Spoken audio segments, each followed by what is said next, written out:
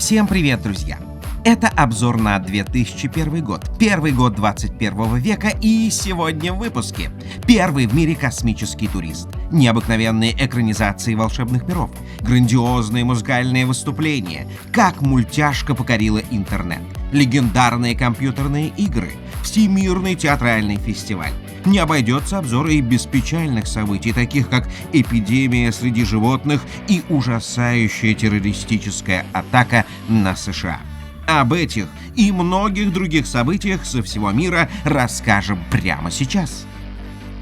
Друзья, не забывайте ставить лайки, писать комментарии и подписываться на канал. А мы начинаем!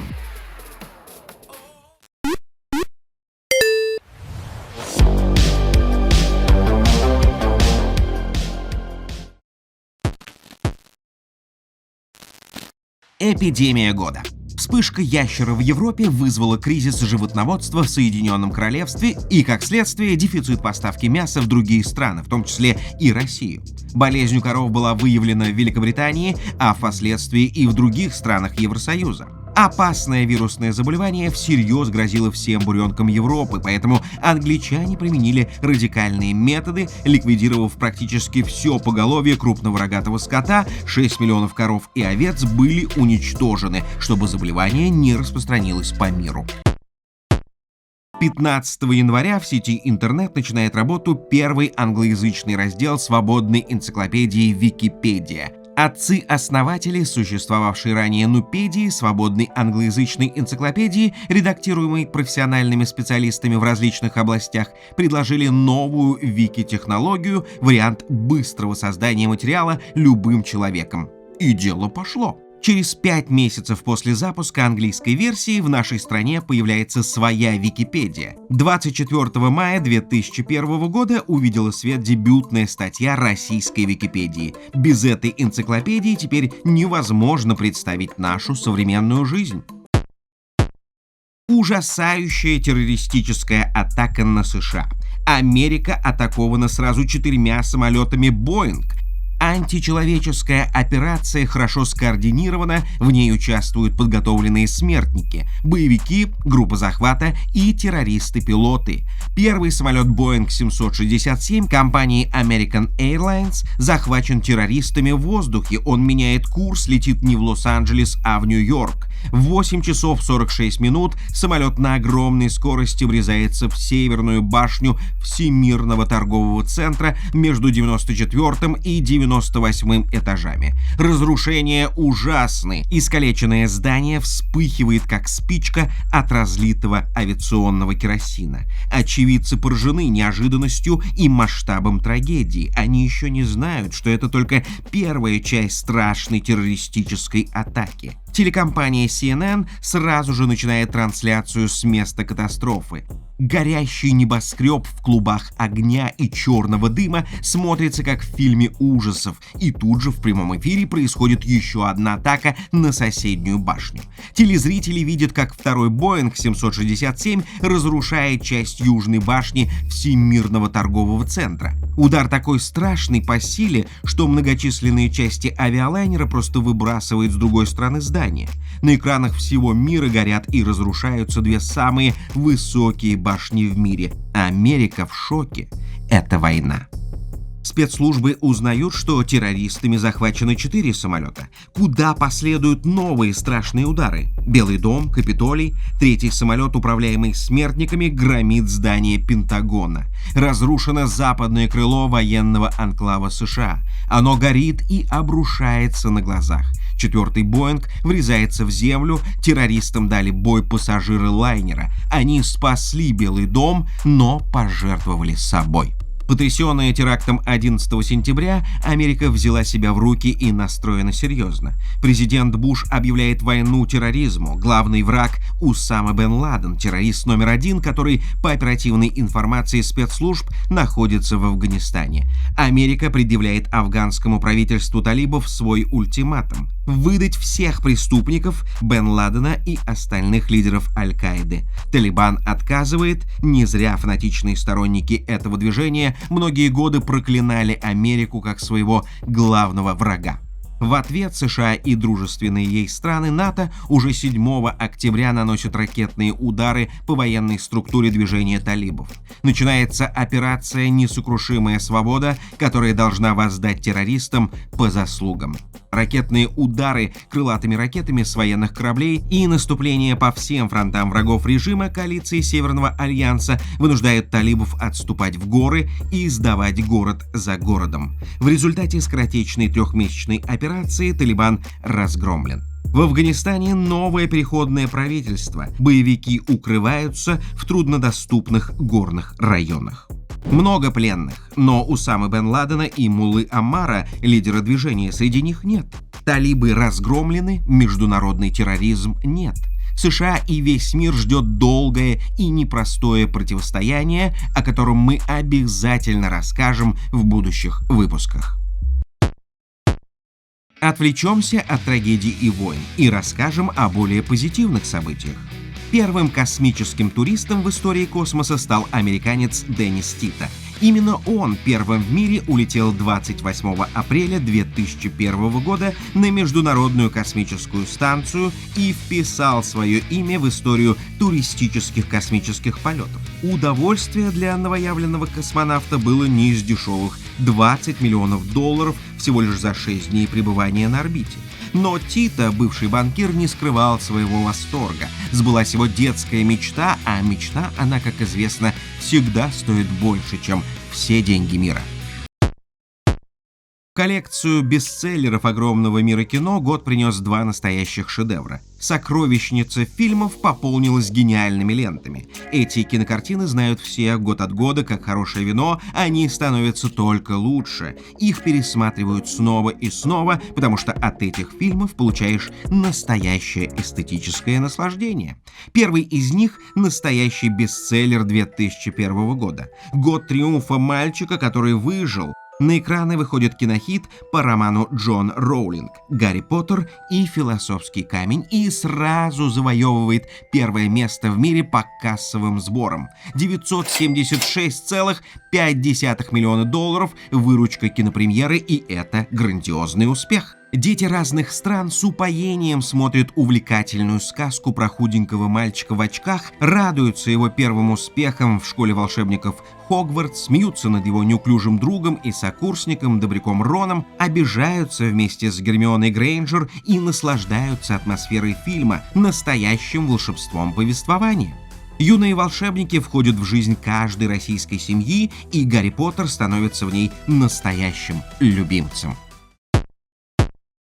Второй шедевр киноиндустрии года – эпичное творение в жанре фэнтези. 19 декабря выходит на экраны долгожданное кинотворение режиссера Питера Джексона «Братство кольца». Первая часть знаменитой трилогии Джона Рональда Руэлла Толкиена «Властелин колец». Зритель с первых минут погружается в сказочную атмосферу Средиземья и вместе с отважными хоббитами отправляется в опасное путешествие в самое средоточие зла – в Мордор.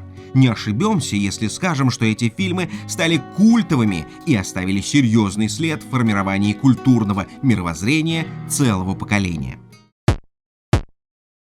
5 статуэток Американской киноакадемии «Оскар» в 2001 году подтверждают успех и удачное кинематографическое творение режиссера Ридли Скотта «Гладиатор». Фильм про времена и нравы Римской империи понравился не только зрителям в кинотеатрах, но и маститым мэтрам Американской киноакадемии. Огромное спасибо всем, кто не скупится на лайки и пишет комментарии. Это огромная поддержка для нас. Золотая пальмовая ветвь 54-го Каннского фестиваля достается фильму «Комната сына», тяжелой психологической драме итальянского режиссера Нанни Моретти. А гран-при форма ленте «Пианистка» американского режиссера Михаэля Ханеке. История в духе «Палаты номер 6» о гениальной пианистке с расстройством психики и раздвоением личности так понравилась представительному жюри, что они отметили картину еще в 2 номинациях: лучшая актриса Изабель Юпер и лучший актер Бенуа Мажемель. В культурной сфере страны открываются новые звезды и звездочки. Таких «людей года» в России было несколько. Первый из самых заметных героев, получивший звание народного артиста России и государственную премию в 2001 году, премьер Большого театра, звезда российского балета Николай Цискоридзе. Талантливого грузинского юношу принял в труппу Большого сам знаменитый балетмейстер Юрий Григорович. И с той поры Цискоридзе не покидал театр, медленно, но верно двигался к своим большим и главным партиям и, конечно, к всероссийской славе. Еще один лауреат государственной премии страны 2001 года, актриса Рената Литвинова, получает заслуженную награду и народное признание за роль в сериале «Граница. Таежный роман». Талантливая и яркая Литвинова, любимица режиссера Киры Муратовой, и в жизни поддерживает образ женщины не такой, как все, на своей волне. В этом и кроется ее неподдельное обаяние и шарм. Открытием года в России становится Максим Галкин. Молодой артист эстрады, лауреат премии «Триумф», яркий пародист, любимец мэтра юмора и сатиры писателя Михаила Задорнова. А с февраля еще и ведущий прайм-таймовой передачи «Кто хочет стать миллионером» на ОРТ. Талантливый и остроумный артист быстро завоевывает сердца зрителей, в том числе, как выяснится впоследствии, и прима российского шоу-бизнеса Аллы Пугачевой. 22 октября российский интернет покоряет новая мультипликационная звезда, виртуальная девочка Масяня с огромной головой, маленьким тельцем, гнусавым голосом и непростым характером. Анимационное творение питерского художника Олега Куваева становится главной героиней сначала на сайте мульт.ру, а потом и на всех просторах Рунета. Прошло много лет, популярность Масяни прошла, но известность осталась, и теперь мультипликационный образ девочки из 2000-х можно смело причислить к культовым героиням своего времени. На музыкальном небосводе вновь блистает король поп-музыки Майкл Джексон. Грандиозными концертами 7 и 10 сентября в Нью-Йорке кумир миллионов празднует 30-летие своей сольной карьеры. Концертный зал Madison Square Garden переполнен. Еще бы, Майкл уже давно не делал такие большие шоу. Дорогие билеты разлетаются мгновенно. Среди гостей и участников только звезды: Лайза Минелли, Бритни Спирс, Эминем, Рэй Чарльз, Ашер, Йоко Оно, а звезды все продолжают сменять друг друга, только уже на сцене. Они исполняют легендарные хиты певца, зал встречает каждое исполнение овациями. И вот на сцене сам виновник торжества. Публика то замирает, то взрывается восторгами. Кумир популярной американской песни так же фееричен, как и в лучшие времена своей сольной карьеры. В 2001 году на музыкальном фарватере России появилась новая группа из Киргизии «Город 312», названная так в честь города Бишкека, телефонный код которого 312. Настоящий успех придет к коллективу через 5 лет, в 2006 году, после выхода видеоклипа на песню «Останусь». Но и тогда, в октябре 2001-го, было ясно, что группе суждена долгая творческая жизнь. Так и случилось. В истории горожан были взлеты, падения и, конечно, любовь поклонников, которая не покидает группу и в наши дни. В Москве главное театральное событие планеты – Всемирная театральная олимпиада. Люди вновь жаждут наслаждаться волшебной силой театрального искусства, и организаторы делают для этого все возможное, даже объединяют с Олимпиадой 4-й театральный фестиваль имени Чехова. И масштабное действо не подвело. 2 месяца Москва живет театром, разным, уличным, зрелищным, ярким, не всегда понятным, иногда странным, но всегда затрагивающим сердца и мысли, может быть, порой и не заставляющим думать, но дарящим эмоции, и это прекрасно. 2 месяца фестиваля, 50 стран-участниц, грандиозные декорации на площадях столицы, 600 представлений, 40 театральных площадок. Фестиваль, модное слово, главный тренд нового времени. Людям нужно не просто локальное событие, а праздник, который бы гремел на всю округу. Наплыв публики невероятный. Зрители смотрят лучшие постановки мировых светил театра: Боба Уилсона, Джорджа Стеллера, Эймунтаса Некрошеса и других. Вячеслав Полунин, главный клоун планеты, отправляет в плавание по Москве-реке свой корабль дураков. Грандиозное событие театрального мира завершено, а в главные события года вписано еще одно громкое имя – Всемирная театральная олимпиада. В Россию приходит новое телевизионное время, новые форматы шоу будоражат умы зрителей, а словарный запас россиян пополняется новыми словами. Реалити-шоу теперь наше все. 4 юношей и 3 девушек поселились в наскоро собранных павильонных комнатах на первом этаже московской гостиницы «Россия». Каждый их шаг фиксируют беспристрастные видеокамеры. Целый день молодые люди маются бездельем, слоняются, спят, лежат, обедают и ходят в туалет. Это единственное место, куда камеры не смогут направить свой взгляд, и все эти трудности герои терпят из-за того, чтобы выиграть однокомнатную квартиру. Программа идет на телеканале ТВ-6 и круглосуточно в интернете, и вроде бы ничего нет удивительного и прорывного в этом шоу, но оно собирает сумасшедшие рейтинги. Резонанс программы огромен. Так, необычное действо в реальном времени, названное его создателями «За стеклом», становится первооткрывателем жанра в России и ведет за собой самые популярные подобные творения 2000-х, таких, например, как «Последний герой». Реалити-шоу с таким названием вышло в эфир Первого канала, в то время канала ОРТ, в ноябре 2001 года. Успех проекта «За стеклом» вынуждал продюсеров действовать быстро и дать зрителям то, что они хотят видеть. Идея шоу, как всегда, была не нова, а была западной франшизой. Затраты на создание проекта выливались в копеечку, но они того стоили. Ведущим первого сезона выбрали популярного актера, главного героя фильмов «Брат» и «Брат 2» Сергея Бодрова. На корабле 16 добровольцев. Через несколько минут они будут выброшены на необитаемый остров в Карибском море. Телевизионщики приехали на острова в Карибском море, определили 16 человек, участников масштабного шоу, разделили их на 2 команды, племя ящериц и черепах, и шоу началось. Замечено, что люди вообще любят наблюдать за живыми существами, например, за животными в зоопарке, за рыбками в аквариуме или за змеями в террариумах. Шоу «За стеклом» открыло новый жанр наблюдения за людьми. Шоу «Последний герой» доказало, что наблюдать за людьми, которые не просто слоняются туда-сюда по острову, а, к примеру, добывают себе пищу, скандалят и строят заговоры друг против друга, намного увлекательнее. В игровой индустрии первый год нового века принес много отличных игр, среди которых отметим безоговорочных лидеров и претендентов на звание «Лучшая игра года». И первая из них — легендарная Max Payne с ее технологией замедленного движения. Отличный дизайн, потрясающая графика, впечатляющий звук и зрелищные сцены — все это настоящий народный и любимый шутер в жанре экшен Max Payne.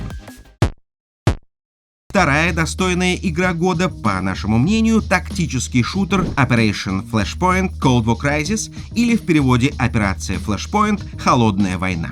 Вымышленная история о военном конфликте между СССР и НАТО понравилась фанатам, которые день и ночь сражались на открытых реалистичных пространствах игровых локаций, используя самое разнообразное оружие, предлагаемое разработчиками. Игрушечная война пришлась по вкусу геймерам всех возрастов и вознесла игру на первое место рейтингов компьютерных игр года. Подведем итоги первой части обзора событий 2001 года и расскажем о следующих выпусках. Молодой год нового тысячелетия принес миру одну из самых великих трагедий: разрушенные символы западного делового мира, башни Всемирного торгового центра, многотысячные жертвы и разрушения в Америке, война в Афганистане. Все это вкупе говорит о том, что война цивилизаций и культур не закончится и в новом наступившем веке. На фоне драматических событий небывалый подъем в киноиндустрии. Сказки для детей и взрослых покоряют кинематографический Олимп, что говорит о том, что людям проще ощущать себя в придуманном мире, чем в реальной жизни. Во второй части обзора мы продолжим свой рассказ о главных событиях 2001 года и расскажем о важных культурных и научных открытиях, новинках технологической мысли, а также ярких людях, оставивших свой след в истории. Пишите комментарии, ставьте пальцы вверх и до скорых встреч, друзья!